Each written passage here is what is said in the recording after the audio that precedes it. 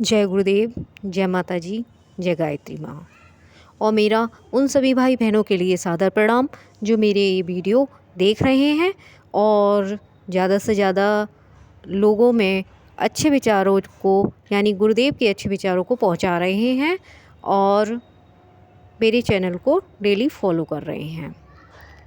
आइए बात करते हैं आज के टॉपिक के बारे में। आज का टॉपिक है कुंडलिनी महाशक्ति को काम कला कहा गया है। देखिए, हम सब जानते हैं कि प्रत्येक शरीर में नर और मादा दोनों ही तत्व विद्यमान हैं। शरीर शास्त्रियों के अनुसार प्रत्येक वाणी में उभय पक्षीय सत्ताएं मौजूद हैं। इनमें से जो उभरी रहती हैं उसी के अनुसार शरीर की लिंग प्रकृति बनती है। संकल्प पूर्वक इस प्रकृति को बदला भी जा सकता है। छोटे प्राणियों में उभयलिंगी क्षमता रहती है। वह एक ही शरीर से समयानुसार दोनों प्रकार की आवश्यकताएं पूरी कर लेते हैं। मनुष्यों में ऐसे कितने ही पाए जाते हैं जिनकी प्रकृति या जिनकी आकृति जिस वर्ग की है प्रकृति उससे भिन्न वर्ग की होगी। नर को नारी और नारी को नर की भूमिका निभाते हुए बहुत बार देखा जाता है। इसके अतिरिक्त लिंग परिवर्तन की घटनाएं भी होती रहती हैं। शल्य क्रिया के विकास के साथ साथ अब इस प्रकार के उलट पुलट होने के समाचार संसार के कोने कोने से मिलते रहते हैं।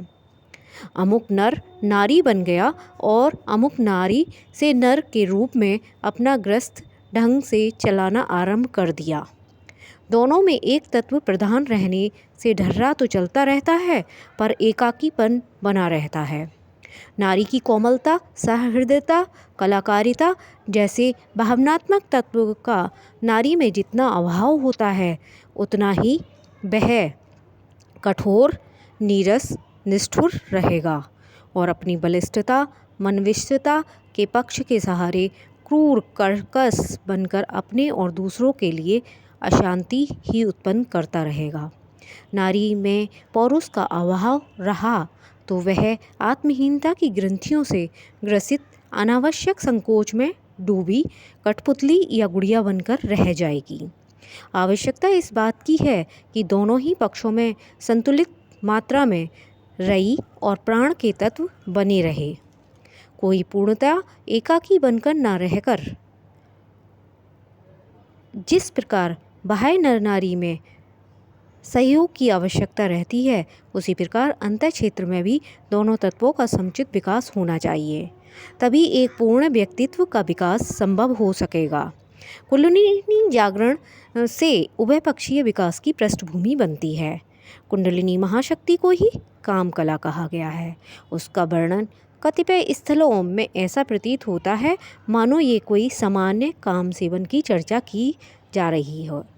कुंडलिनी का स्थान जननेंद्रियों और हमारे कामनेंद्रियों में देखने को मिलता है।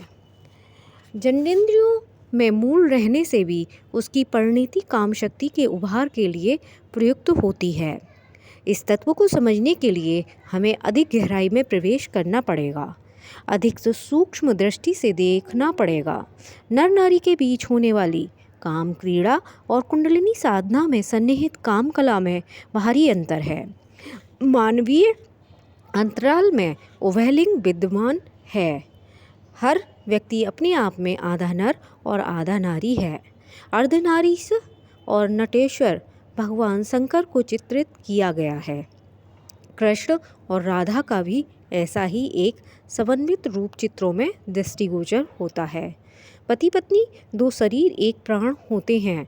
यह इस चित्रण का स्थूल वर्णन है। सूक्ष्म संकेत यह है कि हर व्यक्ति के भीतर उभयलिंग सत्ता विद्यमान है, जिसमें जो अंश अधिक होता है उसका रुझान उसी ओर लुढ़कने लगता है। उसकी चेष्टाएं उसी तरह की बन जाती हैं जितने पुरुषों में नारी जैसा स्वभाव पाया जाता है और कई नारियों में पुरुषों जैसी प्रवृत्ति पाई जाती है। वह उनकी मनोवृत्ति होती है।